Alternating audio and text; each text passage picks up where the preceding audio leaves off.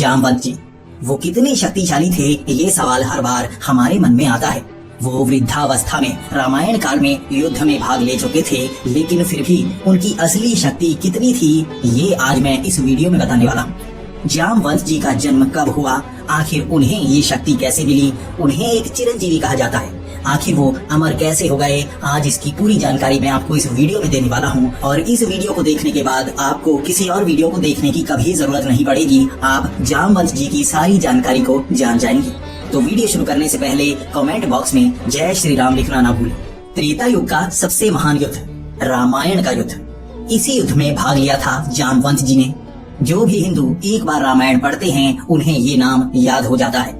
रीछ राज जामवंत जी, उनकी शक्ति अपार थी। वो अपनी शक्ति से रावण को भी हरा सकते थे, लेकिन वृद्धावस्था होने के कारण वो अपनी शक्ति को पूर्ण रूप से जागृत नहीं कर पाए, या कह सकते हैं इसका इस्तेमाल नहीं कर पाए। लेकिन जब वो जवान थे उनके पास अपार शक्ति थी। उनकी शक्ति की व्याख्या कई पुराणों में की गई है, इसे सुनकर आप भी हैरान हो जाएंगे। पुराणों में बताई जानकारी के अनुसार अगर हम जामवंत जी की तुलना रावण से करें, मेघनाथ से करें, कुंभकर्ण से करें या बजरंगबली जी से करें, हमें कुछ समानताएं मिलेंगी और तब हमें पता चलेगा कि जामवंत जी की शक्ति अपार थी। वो तो रावण को कुछ ही क्षणों में हरा सकती थी, और ये जानकारी जानने के लिए हमें पुराणों को खंगालना होगा। दरअसल जामवंत जी को भी अमर जीव कहा जाता है, फिर भी उन्हें सप्त चिरंजीवियों में नहीं गिना जाता। इसका भी एक कारण है। एक कथा में जामवंत जी के जन्म के बारे में हमें जानकारी मिलती है। जब ब्रह्मा जी इस सृष्टि का निर्माण कर रहे थे तब उन्हें एक जमाई आई। इस जमाई के कारण उनके मुंह से जामवंत जी का निर्माण हुआ, इसीलिए उनका नाम जामवंत पड़ा था, क्योंकि उनका जन्म जमाई से हुआ था। जबकि एक कथा के अनुसार ब्रह्मा जी के पसीने से जामवंत जी का जन्म हुआ है। उस समय जब भगवान विष्णु का युद्ध दो राक्षसों से हो रहा था। सतयुग से भी पहले की यह कथा है कि जब भगवान विष्णु जी का युद्ध दो राक्षसों से हो रहा था, मधु तथा कैटभ। इस युद्ध को प्रलयंकारी युद्ध कहा जाता है, और इस युद्ध को जामवंत जी ने स्वयं देखा था।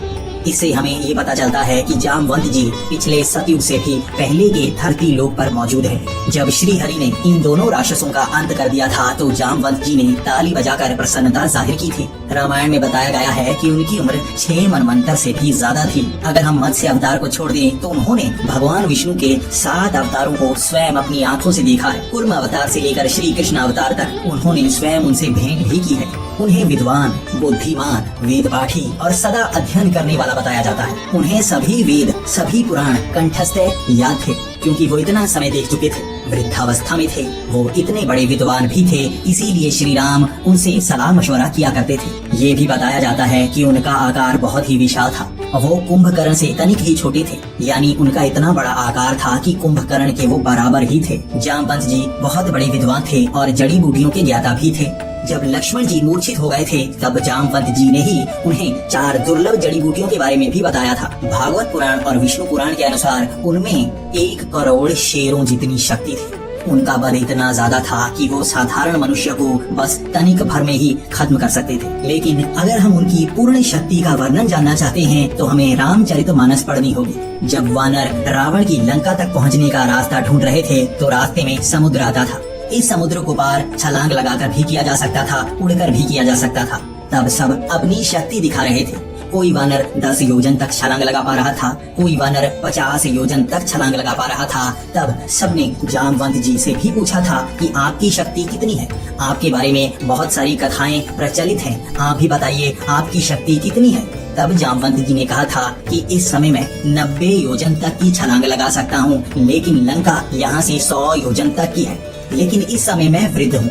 जब मैं अपनी जवानी में हुआ करता था उस समय मुझ में इतनी शक्ति थी कि मैं लंका तक बस कुछ ही क्षण में पहुँच सकता था, और रावण का अंत भी कुछ ही क्षण में कर सकता था। तब जामवंत जी ने बताया था कि मैंने अपनी आंखों से समुद्र मंथन भी देखा है। जब देव और दैत्य थक गए थे तब मैंने अपने एक हाथ से मंदरांचल पर्वत को हिला दिया था।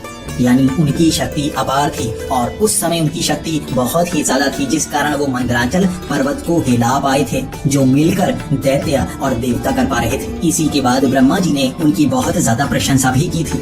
यहाँ ये भी बताया गया है जब श्री हरि का वामन अवतार आया था तो उन्होंने 3 पगों से 3 लोगों को नाप लिया था।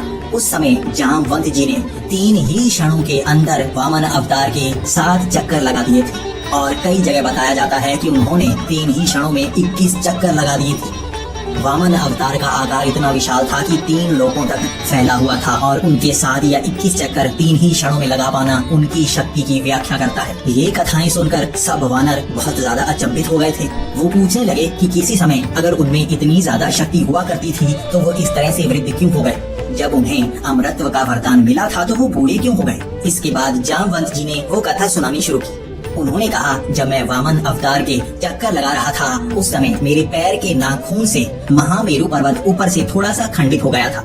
इससे उस पर्वत ने अपना अपमान समझा और मुझे ये श्राप दिया कि मैं अपनी शक्ति खो दूंगा। इसलिए मैं धीरे धीरे वृद्ध होता चला गया, मेरी शक्ति क्षीण होती चली गई और आज मैं इस अवस्था में पहुंच गया हूं कि मेरी शक्ति बहुत ज्यादा कम हो चुकी है। किसी समय मेरी शक्ति इतनी अपार हुआ करती थी, यानी सतयुग से पहले से उनकी शक्ति महान थी और धीरे धीरे त्रेता युग आते आते उनकी शक्ति बहुत ही कमजोर हो गई और उसके बाद भी वो द्वापर युग तक रहे थे। दरअसल जब रामायण का युद्ध खत्म हो गया था तो जामवंत जी श्री राम के पास आए थे और उन्हें कहने लगे थे कि युद्ध तो काफी भयानक था, लेकिन मेरे शरीर पर एक पसीना तक नहीं आया। मैं सोच रहा था कि ये विशाल युद्ध होगा जिसमें मैं अपनी शक्ति प्रदर्शन कर पाऊंगा, लेकिन इस युद्ध में मेरे शरीर पर एक पसीने की बूंद तक नहीं आई।